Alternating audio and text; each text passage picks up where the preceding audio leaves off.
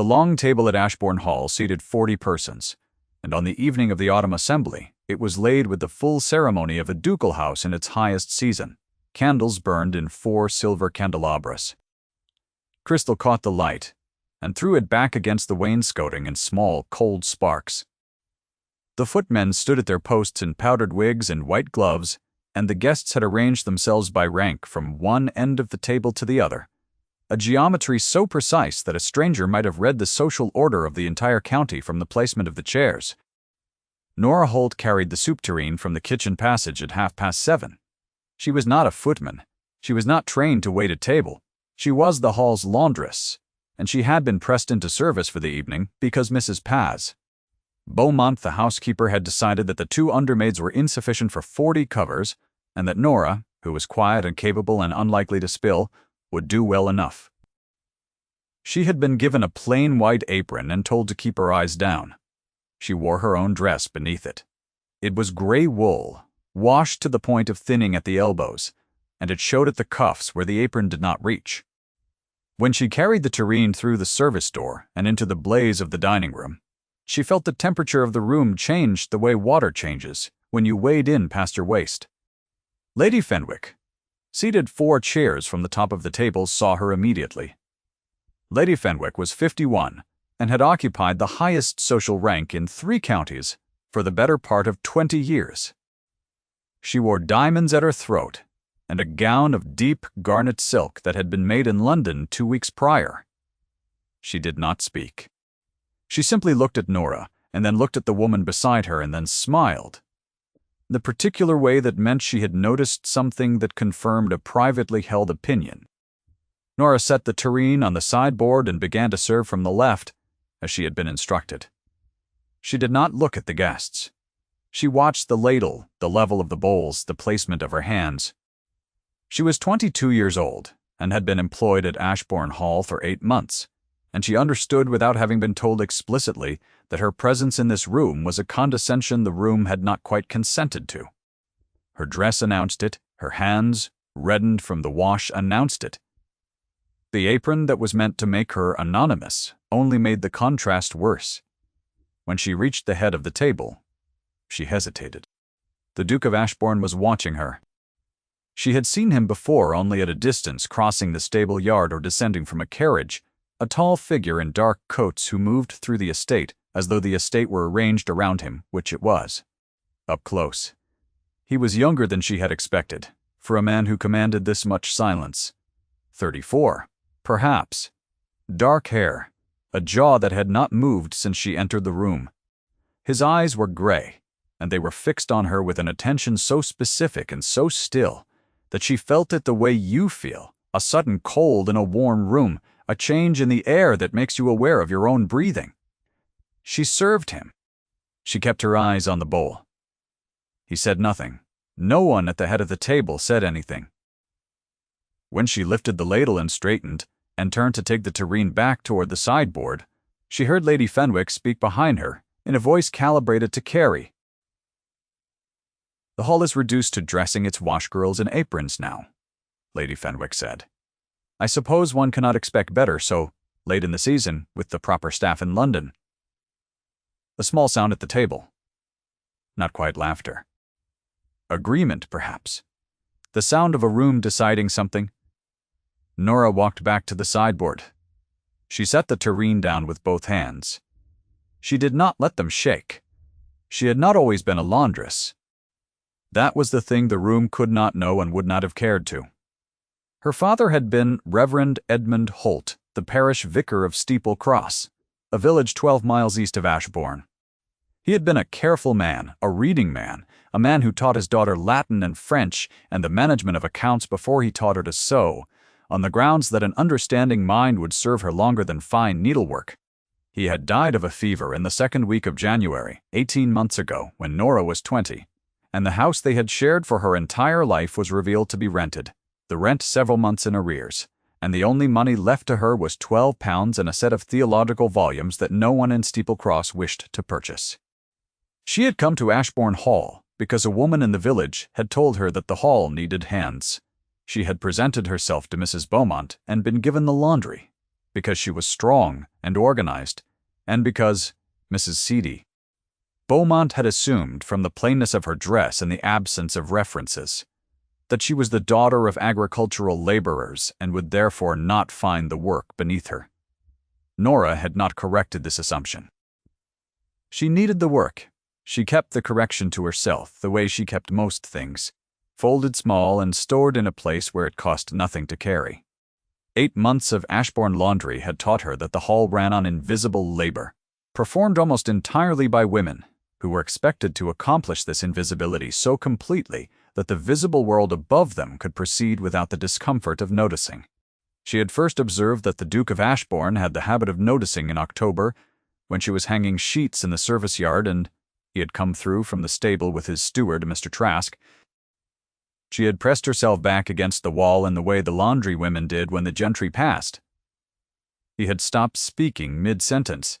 He had looked at her, not with the absent flicker the family gave the lower staff, but with the particular quality of attention a man gives something he has not expected to see. "Good morning," he had said. She had been so startled it took her a half-second too long to answer. "Good morning, Your Grace." He had continued walking. Mr. Trask had not looked at her at all. She had filed it beside the other small contradictions the Duke presented, the closed door of the east sitting room that had remained closed since the day she arrived, the way he moved through the hall with complete authority and no apparent enjoyment of it. The closed door was not her concern. She had sheets to wash and a position to keep. She was thinking about none of this when she carried the next course out from the kitchen passage. If you are joining this story for the first time, stay close. Nora has not yet learned what the Duke understood the moment she walked through that door. The dinner proceeded by its stages. The soup was followed by a removes course, and then by the roast. And Nora carried and cleared, and kept her hands steady, and her gaze below the sight line of the guests. Lady Fenwick spoke twice more in the general direction of the woman beside her, once about the quality of the crystal and once about the arrangements at the Hargreave Assembly, and neither comment was aimed at Nora, but both were spoken at a volume that assumed Nora's presence was safely negligible. By the fish course, Nora had stopped hearing her. This was a skill she had developed in the 8 months since her father died, this capacity for selective deafness. She could hear the words and file them as sound without allowing them to become meaning. It was not the same as not caring. It was more like choosing when to spend the cost and deciding that Lady Fenwick's voice was not worth the expenditure. What she could not file away so easily was the Duke's continued attention. She was not imagining it. She had been performing invisibility for 8 months, and she had become accurate at reading the room's distribution of attention, who looked at whom, where the social interest pooled and where it thinned. The Duke was not watching her the way a man watches a servant. He was watching her the way a man watches something he has not resolved. His gray eyes returned to her 3 times during the removes course, twice during the fish, once with such directness that the woman seated at his left, a Miss Portia Langley in pale gold silk, noticed and turned slightly in her chair to see what he was looking at. Miss Langley was the daughter of Sir George Langley of Langley Park, the neighbor with the most adjacent estate and the largest income in the county, after the Ashbourne dukedom itself.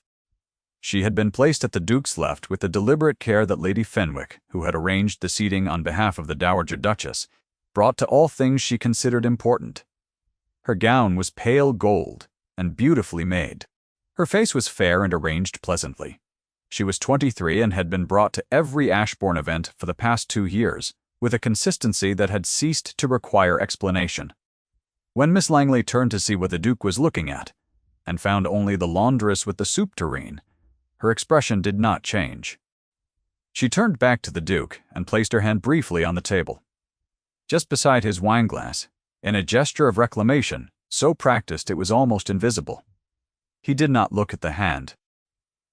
Nora reached the end of the table and went back through the service door, and the door swung closed behind her, and she stood in the dim passage for 3 seconds, with her eyes shut and her hands pressed flat against the tureen's sides. She did not know what he was looking at, She did not know what it meant that a duke looked at a laundress across a dining room with the expression of a man who was attempting to remember something he had decided to forget. She knew what it could not mean.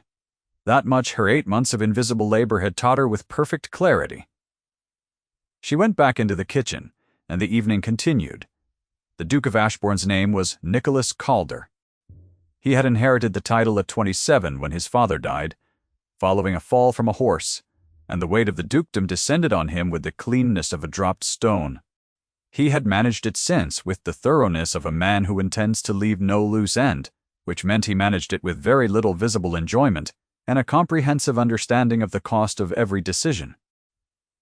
He had been married once. His wife's name had been Catherine, bright and kind, and dead of childbed fever before their son was a year old, and the son had lived only 3 months after her. Nicholas had been 29. He had closed the east sitting room, where Catherine had kept her piano, reopened it once 2 years later, to confirm nothing had been disturbed, and closed it again. His mother, the Dowager Duchess Eleanor, managed the hall's social arrangements with the conviction that a remarriage was both necessary and imminent, and that Miss Portia Langley was the necessary and imminent party. She was not wrong about the first, and she had been managing the second with the competence of a woman who had never been told no. In any context she considered important. Nicholas had not told her no. He had also not told her yes. He had been for 2 years a man postponing a decision he could not locate, sufficient objection to, which was different from a man who intended to make it. At the dinner table, watching her carry the soup tureen with the steadiness of someone who had decided to be adequate at whatever she was given, he did not feel pity. Pity was a comfortable distance. What he felt was the specific discomfort of a man who has recognized something placed in the wrong category and cannot yet determine in which category it belongs. Miss Langley said something to him about the assembly rooms at Keswick, and he answered correctly and continued watching her carry the tureen back toward the sideboard, the apron covering the gray wool, the hands reddened from the wash. He said nothing. He had nothing to say that was available to him. That was the evening of the 24th of November, and nothing outwardly changed for 3 weeks after it. He learned through Trask that the laundress had been pressed into dining service because the household was short 2 trained maids. He noted this should not recur. He learned, through the accident of an overheard conversation between 2 kitchen girls in the courtyard, that the laundress read French. One of them had found Miss Holt on her afternoon rest, with a volume she could not make out, something with a French name in very small print, and when asked what it was about, Miss Holt had said it was a book of letters, very old, written by a dead Frenchwoman who had strong opinions about gardens. He stopped walking for a moment. Then he continued. What he did was begin to encounter her. A duke who sought out his laundress would generate a quality of notice he had no interest in generating. So he was, instead, a man who began to take a slightly different route through the service wing on mornings when the laundry was being sorted, who paused in the courtyard on afternoons when the sun came through at the angle that illuminated the far end of the wash-house, who said, "Good morning," reliably enough, that it ceased to be notable. He watched her refuse a disagreement once, absorbing Mrs. Sendon. Claire's sharpness over the folding of linen without capitulating or retaliating, refolding it correctly and moving on, with the look of a woman who had decided that this particular cost was not worth the expenditure and was paying it without complaint. He watched her give his ward's dog a piece of bread crust from her apron pocket in the stable-yard, glancing left and right first in case the giving was against some rule she had not yet identified, then crouching down to feed the dog with a gentleness not performed for anyone's benefit, because she did not know she was being observed. He watched her carry 3 full laundry baskets, in succession, across an icy service yard, without losing her footing, with the economical competence of someone who had done harder things and not mentioned them. Nicholas, who had spent 5 years learning to distinguish between the value that rank confers and the value a person carries independent of rank, had been a student of this distinction in the abstract for a long time. He was becoming in December a student of it in the particular. He did not tell himself this. He was not a man who narrated his own interior. He simply found that the morning route through the service wing had become necessary in a way that other routes were not, and that the day was different on mornings, when he had occasion to say good morning and hear her answer. It was his mother who introduced the complication. On the 15th of December, she said to Nicholas at breakfast, "I have invited the Langleys for the Christmas assembly, and I have taken the liberty of arranging a small dinner beforehand. Miss Langley has particularly expressed her fondness for Ashbourne in the winter." Nicholas said, "I see. You might," his mother said, pouring her tea with the care of a woman who knows exactly what she is doing. "Make some small effort." "I made considerable effort," he said. "At a great many things." She regarded him. She was not often incorrect. A dukedom required an heir. Nicholas was 34, and showing no initiative in the matter. Miss Portia Langley was an eligible, accomplished young woman who had been patient for 2 years.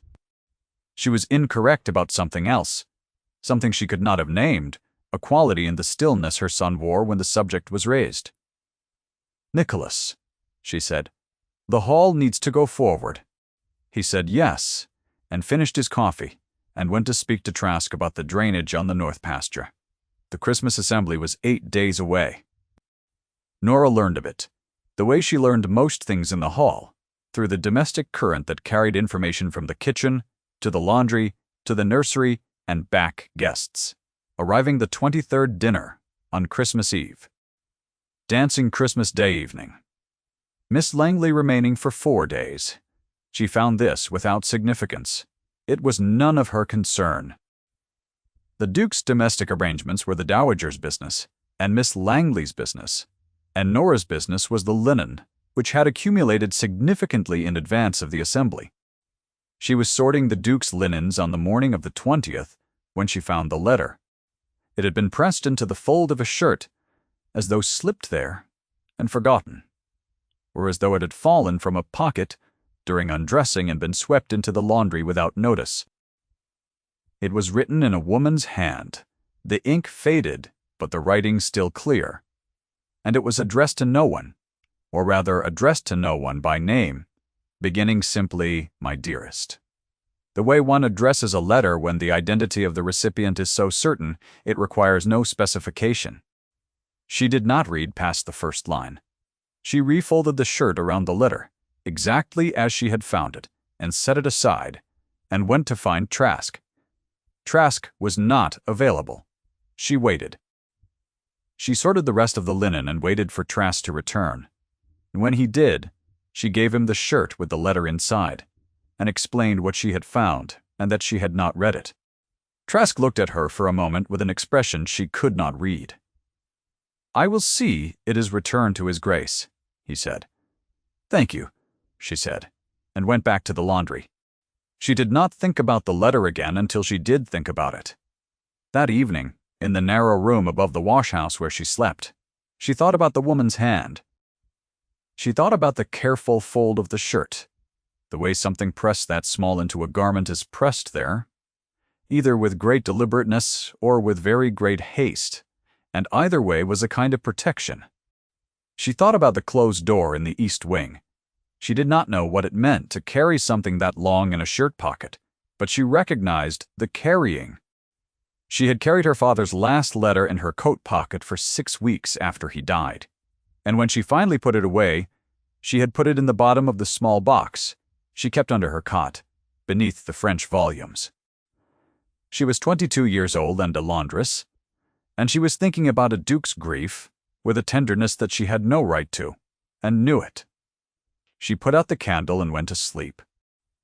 Nicholas received the shirt from Trask and said nothing. He took the letter out and read it all the way through, in the way he read it approximately twice a year. With the attention one gives, a document one has memorized but wants to confirm is unchanged. It was not changed. Catherine's voice was there in every word. The brightness and the directness and the small kindness she had not been able to stop performing even in the last weeks when kindness must have cost her considerably. He refolded it. What Trask had said was simply that Miss Holt had found the letter when sorting and brought it directly, without opening it.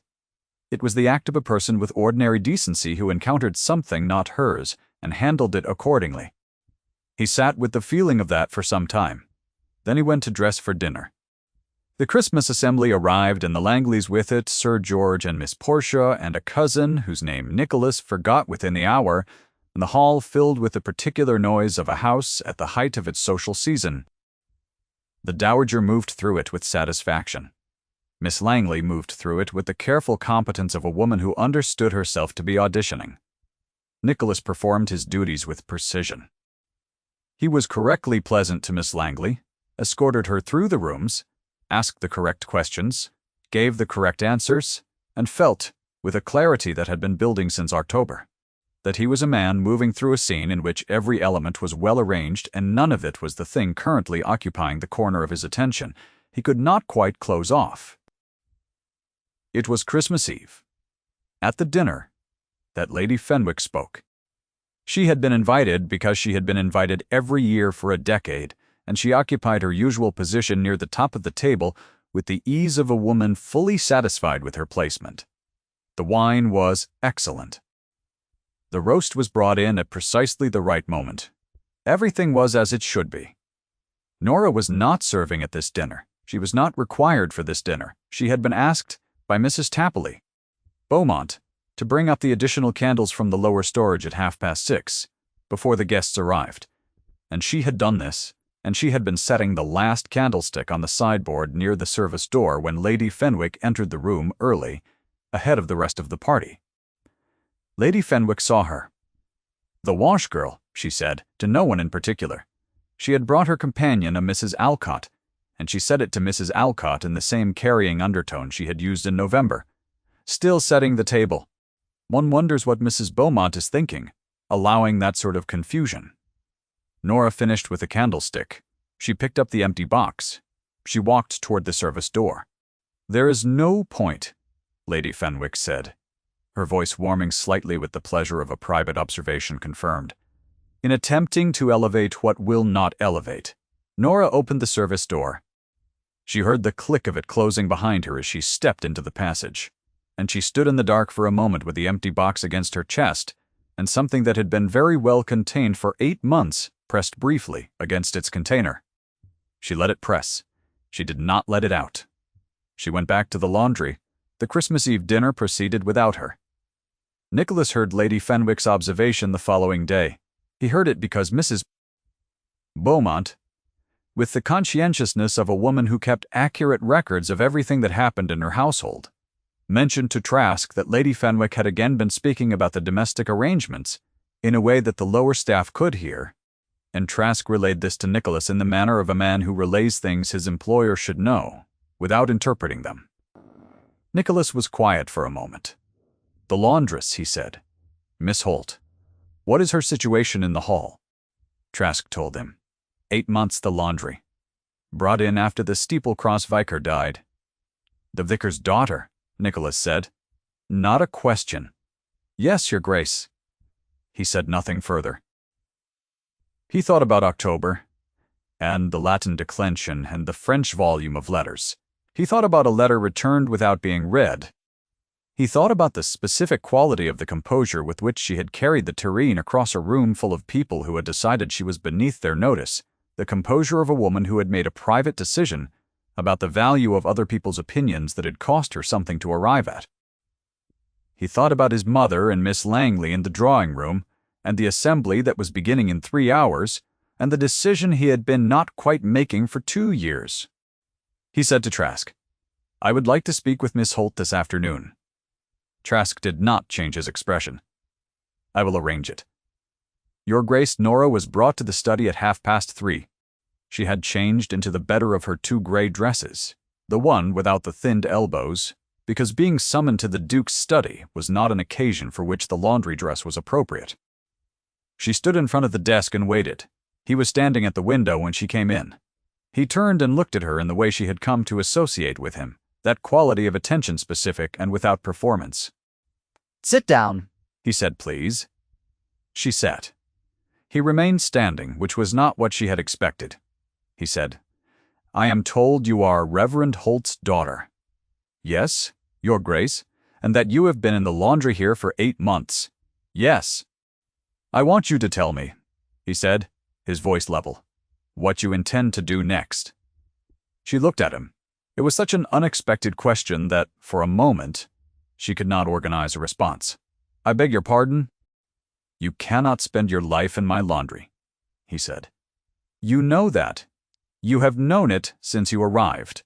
I am asking what you intend, because I have a proposal, and it will be easier to make if I understand your circumstances," she said carefully. "I had intended to find a position as a governess or a lady's companion when sufficient time had passed and I had a reference." He nodded. A sensible intention. It was the best available. "Yes," he said. He moved away from the window and sat down behind the desk, which made the conversation less strange. The desk providing structure where before there had been only the open room and the quality of his attention. "I am going to make you an unusual proposition, and I am asking you to hear it entirely before you respond." She said nothing. She waited. "I have a ward," he said. "A girl of 9, the daughter of my late wife's sister who died this past spring. Her name is Frances, and she is currently in the nursery under the care of a nursery maid who is kind but untrained. She requires a companion who can also be a teacher, someone with French and Latin, someone with, as it happens, a reading knowledge of old letters, written by dead French women with strong opinions about gardens." Nora's hands, which had been resting in her lap, went very still. "The position," he said, "would be as governess to Frances. It would place you in the household in a different capacity than your current one. It would provide a reference for the following position, and the one after that, should you wish to leave." "It is not," he said. And his voice was careful here. Careful in the way she recognized from the courtyard, the way he gave commands that were not quite commands. "What I am actually proposing," she said. "What are you actually proposing?" He looked at her across the desk, and the gray eyes were very direct. And she thought with the clarity of someone who has made a great deal of room for reality by refusing to romanticize it, that this was the look she had been misreading since October. This was what deniable attention actually resolved to when it was done being deniable. "I would like to court you," he said, with the governess position as the immediate practical arrangement, and with a great deal more behind it, "eventually, if you are willing. I am aware of what I am asking. I am aware of the disparity. I am not, however, willing to pretend that the disparity is the most accurate description of the situation." The room was very quiet. Outside the study window, the winter light was going, the late afternoon gray settling over the grounds.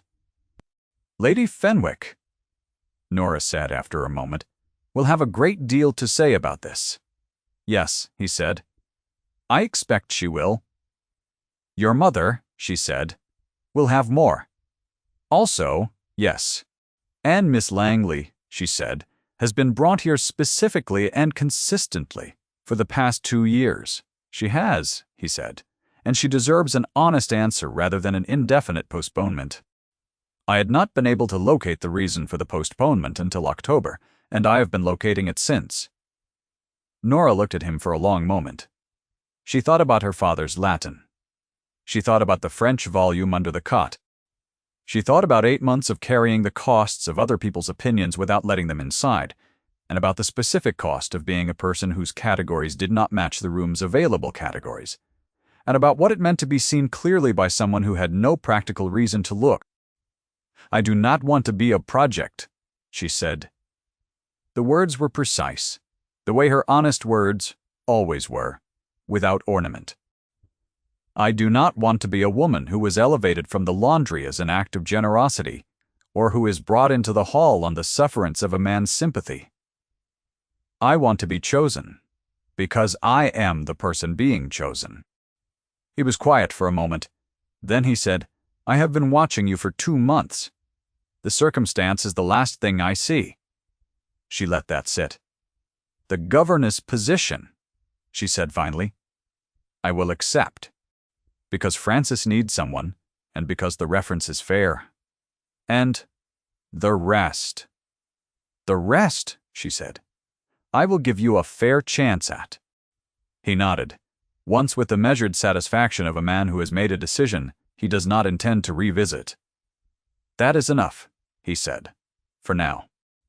It was the Christmas Day assembly that resolved everything in the way that assemblies in this niche always resolve things, in public, with witnesses, with a hierarchy present in full ceremony, and the stakes made clear before the reversal could land. The dancing began at 7. The great hall had been arranged for it, the furniture moved back, the floor cleared, the musicians set in the gallery above. The guests numbered some 60 persons, including the Langleys, Lady Fenwick and her companion, 3 families from the neighboring estates, and various persons of the county whose rank entitled them to a Christmas assembly invitation. Nora was not among the guests. She was with Frances, who was 9, and had been permitted to watch the early dancing from the gallery stairs, crouched against the balusters with her eyes very wide, her small fingers wrapped around the carved post. Nora had been given the evening free of laundry duties on account of the new arrangement, and Frances had asked, with a child's directness, if Nora would come and watch with her. They watched from the gallery stairs, above the assembly but not inside it, and Frances pointed out the various figures below, and narrated them with the completely unself-conscious accuracy of a child who has been observing grown people for her entire short life. "That is Lady Fenwick," Frances said. "She is always cold to the maids." "I know," Nora said. "That is Miss Langley. She is very pretty. Uncle Nicholas always looks uncomfortable when she stands beside him." Nora said nothing. "Uncle Nicholas," Frances said after a moment, with the simplicity of a child who has recently acquired information that she considers significant, "told me this morning that you are going to be my governess. He did tell you that?" "Yes. Yes." "He also told me," Frances said, "that I should be very welcoming to you, and not ask you too many questions at once. He said you might need a little time to feel at home. That was kind of him." Frances considered her from the side. "He usually only says things like that about people he cares about," she said. Below them, in the great hall, the musicians had begun a new figure. The couples arranged themselves. Miss Langley was dancing with Sir George. Her father, a courteous maneuver that freed the Duke from the obligation of the set. Nicholas was standing at the side of the room, speaking with the elderly Lord Grasmere, and Lady Fenwick was positioned nearby with Mrs. Prendle. Alcott and Nora could see from the gallery the precise angle of Lady Fenwick's fan, and knew, from that angle, that a conversation had been completed or was about to begin. She was correct. Lady Fenwick leaned to her companion and spoke. The words did not carry to the gallery. The glance did, Lady Fenwick's gaze traveling with the directness of a woman who knows exactly where she is looking, up and to the right, to the gallery stairs, where the laundress sat beside the child, in the thin gray dress. Lady Fenwick said something else, something that made Mrs. Alcott press her lips together, in the mild discomfort of someone who finds a thing distasteful, but has no standing to object to it. What Lady Fenwick said, Nora would learn later, from Frances, who had the ears of a child, and the excellent memory of a child who had recently decided that Nora was important. The wash-girl, still hovering. I suppose it is difficult to know one's place when one has been given ideas above it. Below in the great hall, Nicholas had stopped speaking to Lord Grasmere. He had not heard Lady Fenwick. He was on the wrong side of the room. What he had done was look up, with the reflexive accuracy of a man who had been locating a specific person in a room for 2 months, and found Nora at the gallery stairs, and found Lady Fenwick's gaze aimed at her like an assessment. He crossed the room. He did it in 3 strides, cleanly, with the particular economy of motion of a man who does not waste movement. Lady Fenwick did not see him coming until he was beside her, and by then the stride was already resolving into stillness. The stillness he wore in the stable-yard, the kind that contained more weather than it showed. "Lady Fenwick," he said. She turned. "Your Grace." Her expression was composed pleasantly so. The expression of a woman who is confident in her standing. "I believe," he said, his voice carrying the level precision he used for decisions that did not require further discussion, "that your attention has been directed to the gallery." A small pause. "I was merely noting the arrangements." "Miss Holt," he said, "is not an arrangement. She is my ward's governess, and she is here at my invitation, and she will be here in considerably greater formality for the foreseeable future." Lady Fenwick's fan stopped moving.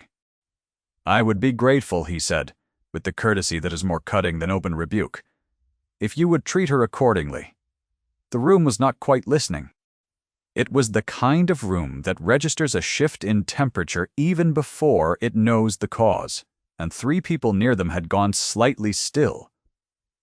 And Lord Grassmere had turned his white head toward them with the calm attention of a senior peer who is monitoring a social hinge.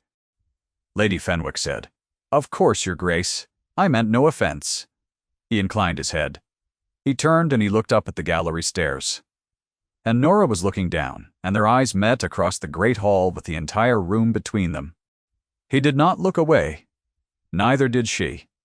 It was Lord Grassmere who spoke, loud enough to be heard by the people nearest him, in the tone of a man who has witnessed many social corrections and knows when to confirm one. "Calder," he said, addressing the Duke with the first-name ease of long acquaintance, "I believe the next figure is about to begin." "You will want a partner," Nicholas said, clearly. In the room that had gone slightly quiet around him, "I do."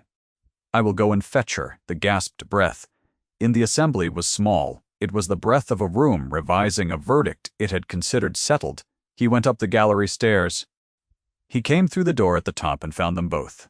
Frances with her fingers still wrapped around the baluster and Nora standing a step back, her hands folded in front of her. The gray dress unremarkable in the dim gallery, her face holding the specific quality of a woman who has just witnessed something she has not yet decided how to carry. He looked at her. "The next figure is beginning," he said. "Will you dance with me?" Frances said with great satisfaction. "I told you," Nora said. "I am not dressed for it." "I know," he said. "Come down." She looked at him with the look she had given him across the desk, the one that balanced the practical and the generous in equal measure. Then she put her hand in his, and he led her down the gallery stairs, and they came out into the great hall, where the room received them with the quality of attention that greets a reversal of its collective verdict, the hush that precedes a new consensus. He led her to the floor. They danced. She was a vicar's daughter, and she had been taught to dance, and she danced with the careful correctness of someone who does a thing well, but has not done it in a long time. And he matched her rhythm without comment, and the music moved them through the figure with the patience of a score that is indifferent to social consequence. Miss Langley watched from the side of the room with an expression that was not unkind, only quietly resigned, the expression of a woman who had known for some time that the postponement was not purely about timing. The Dowager Duchess, Eleanor Calder, stood very still near the fire with her wine-glass in her hand, and the expression she wore was not one that Nora could read from the floor. It would take another month for Nora to understand that the Dowager was a woman capable of revision, that her certainties were managerial rather than malicious, and that she was, in her most private self, someone who respected the specific gravity of her son's attention, even when she had not predicted its direction. Lady Fenwick sat down. The figure ended. The room breathed. Nicholas said quietly, close to Nora's ear as the musicians paused between figures, "I have made my position fairly clear, I think." "Publicly clear," she said. "Yes." He stepped back to the correct distance. "Is that acceptable?" She looked at him. Her hands were still in his, at the end of the last figure's hold, and she did not pull them away. "It is acceptable," she said. "Your Grace." "Nicholas," he said. "Eventually," she said. "Nora!" "Eventually. There is a moment in the middle of a winter that resolves itself into something warmer than you planned for. When you look around at a room that had already decided what you were, and feel the specific weight of being seen past that decision. It does not arrive loudly. It does not arrive as a celebration. It arrives the way the light arrives in February, quietly and a little early, while you are occupied with something else, and you look up, and it is simply there. The months that followed were not without their difficulties. The Dowager required conversation, and Nicholas had it with her. with the same patience he applied to the north pasture drainage and the estate accounts. The patience of a man who believes that correct information clearly delivered will eventually produce correct conclusions. She did require, in early February, an afternoon with Nora, which Nora attended, in the better of her grey dresses with the French volume, under her arm because she had been in the middle of it and had not thought to put it down. The dowager looked at the book. "Madame de Sévigné," she said. "Yes, my father considered her the finest letter writer of the century." The dowager said he was not wrong, and poured the tea, and the afternoon went forward from there on different ground. Frances learned her Latin with more enthusiasm than Nora had expected, and less enthusiasm than Nora would have preferred, which was approximately the correct amount. She had clear ideas about which lessons mattered and which did not, and Nora discovered that the most efficient approach was to argue the case and let Frances arrive at her own conclusions. Nicholas watched when he had occasion with the expression of a man confirming a private conviction. By April, the hall had revised its collective understanding of Nora's position. Mrs. Bertia lied. Beaumont, who was practical above all things, had always been a reliable judge of what the household required, and she determined early that it required her in good standing and adjusted her management accordingly. Lady Fenwick did not return for the spring assembly. The invitation was extended, as it was every year. She sent a regret. The formal announcement was made in June, in a letter from Nicholas to Lord Grasmere, whose imprimatur had the effect of closing most available objections. Lord Grasmere wrote back a brief, warm reply, and made it known in his circles, and by midsummer, most of the county had made its peace with the information. Miss Langley married a baronet from Derbyshire the following autumn, and sent a very correct congratulatory letter, from which Nora inferred that she was both genuinely well-disposed and genuinely relieved, which seemed to Nora approximately right. The East sitting room was opened in July. Nicholas did it himself. On a morning in early July when the light came through the south windows of that wing in the particular way it only came through at midsummer. And he stood in the doorway for a long moment, and then came in and stood before the piano that had been left mid-phrase for 5 years, and let himself stand there. Nora had not been there. He had told her about it afterward in the study, with the specific directness he used for things he had decided to stop carrying alone. He said, his voice quiet, "It was Catherine's room. She was the one who played. I have not been able to open it since she died." Nora said, "Did you play as well?" "No," he said. "I always meant to learn." She said, "I can teach you." He looked at her with the expression she had learned by now to read as something close to its own private warmth. The expression of a man who had spent a long time believing that warmth was something that had belonged to a different chapter of his life. "Can you?" he said. "I was taught by my father," she said. He said a house with a piano in it deserves someone who plays it. He said, "I think I agree with him." The sitting room was not reopened as an act of resolution. It was reopened as an act of forward motion, the way you open a window in a room that has been closed too long, because the room is meant to be lived in, and the air inside it has become something different from the air you remember, and you need to let the new air in. Frances was delighted by the piano. She was also, as it turned out, musically inclined in a way that made Nora's lessons easy and Nicholas's lessons instructive to watch, and the East sitting room became, in the months after the opening, the kind of room that accumulates life around it, the kind of room that a house depends on without ever noting it specifically. On a morning in late September, the week before the wedding, Nora carried the small cedar box up from the laundry room, where it had been kept for 14 months. She had not brought it with her when she came to the hall originally.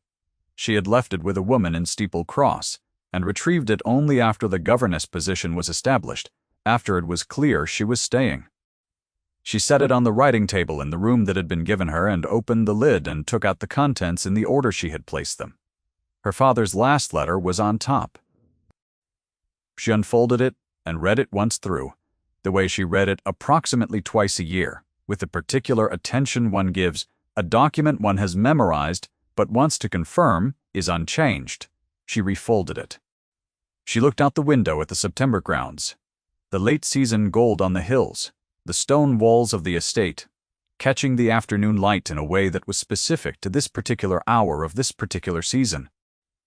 She was 23 years old. She had come here with 12 pounds.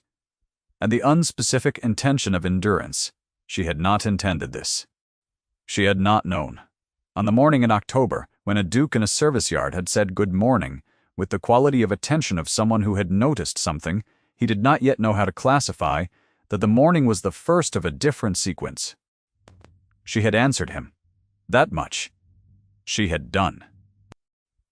She put the letter back in the box and set it on the shelf, above the writing table beside the French volumes, between her father's concordance and the small book of common prayer she had carried from Steeple Cross. The window was open. The autumn air came through it, carrying the smell of the grounds after the first cold, the particular smell of wet stone and fallen leaves, and the clean beginning of a different season. And from somewhere in the east wing came the uncertain, slightly cautious sound of a man who was learning. Very slowly. To play a piano, he had meant to learn for years. She stood at the window and listened. She was home. If Nora's story stayed with you this evening, leave a thought in the comments. And stay close, because there are more stories waiting.